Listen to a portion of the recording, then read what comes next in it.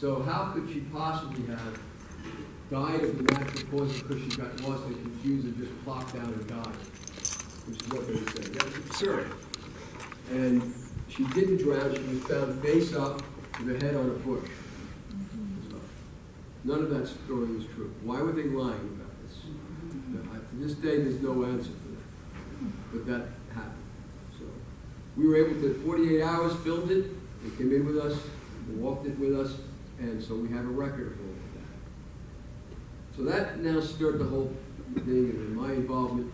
I then went into Oak Beach, knocked on doors, and we went to Joe Brewer's house, which was empty, so I went in it, looked around, got an idea of what really happened, knocked on doors, ended up on knocking on Peter Hackett's door. His wife answered, came to the door and said, yeah, he'll come out and talk to you, just wait here. And we did, and he never came out. She said, here's my lawyer's number, call him. Okay? But as soon as I knocked on Hackett's door, no sooner did I walk down to the next house, and I was talking to a fellow who was up on the balcony, then some man came raging out of the house and screaming at us and told us, get out or we'll be arrested. And he was the vice president of the association, and he lived across the street from Hackett. So they didn't want us there. I didn't want trouble, we left. But the man I was talking to said, oh yeah, I said, did you know about this? You know, and he said, yeah, my son knew about it, my son lives here.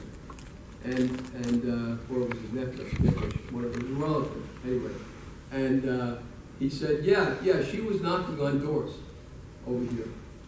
And then when he realized who we were, myself and my law partner, he said, oh, I better not talk to you anymore. So we left. And that's now moving further into the case. Skipping over, we get to October of Sandy, and I'm over in Denmark, and we know that the statute of limitations is about to run out to sue Dr. Hackett because of all the lies that he told and his wife told in writing, as well as on national television, about what he knew of what happened. So we figured the only way to keep this investigation alive, because the cops were doing nothing, was to sue Dr. Hackett, because he seemed to implicate himself, and go from there. But we had only about, I think, a day or a half or so to get the whole complaint ready, and I was overseas. So we got it ready over the phone, and we got it served on the day during the hurricane. We served him on the day that the statute would have expired. We got it. So that's how I'm in it. Kind of crazy, right? So we did that, and the case has been going ever since. But during that case, I've managed to take the testimonies of Dr. Hackett 3 times, videotaped it. I took Mrs. Hackett, I took his children, I took the guy who was one of the board members who was in charge of the gate where the video was. I took the depositions of 2 neighbors who claimed that they saw footprints on the deck of Barbara Brennan that were Shannon's footprints in the mist. I took the deposition of Barbara Brennan and several other people, and we took affidavits. So I've done a huge job.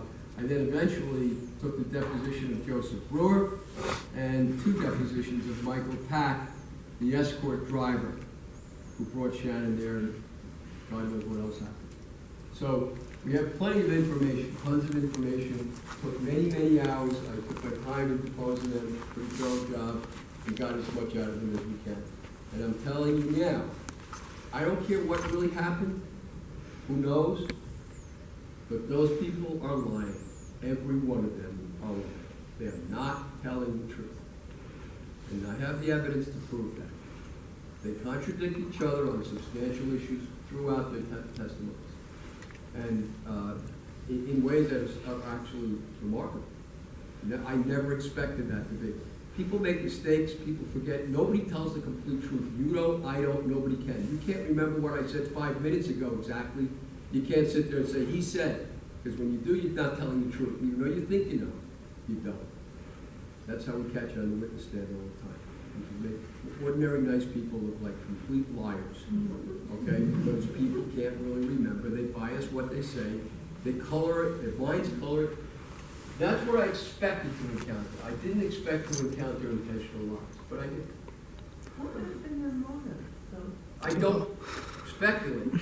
One of the things I try not to do is conclude without more evidence. And my rule is an old rule for, I guess, investigators and lawyers who do litigation as I do. And I'm not just a criminal lawyer, I do much more civil work than criminal. Evidence,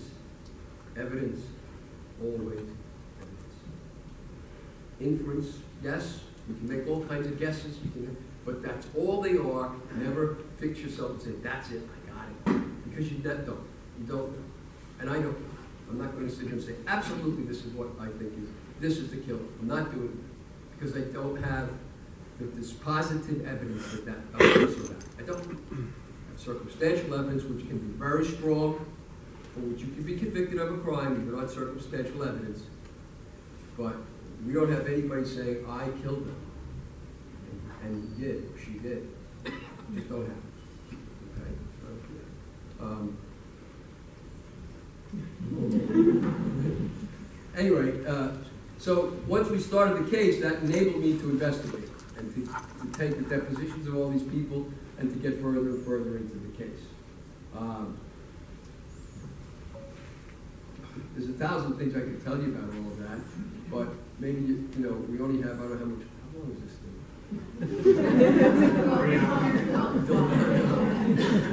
I don't know, you'll go to sleep and all that things, I know.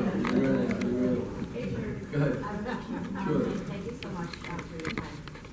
Did you run the deposition on any members of the Scalise family and also the young man, I believe lived in the Hopkinson Scalise, who was allegedly went fishing that morning by bar and worker? Yeah, we know who he is. I met him. He would not give us a statement.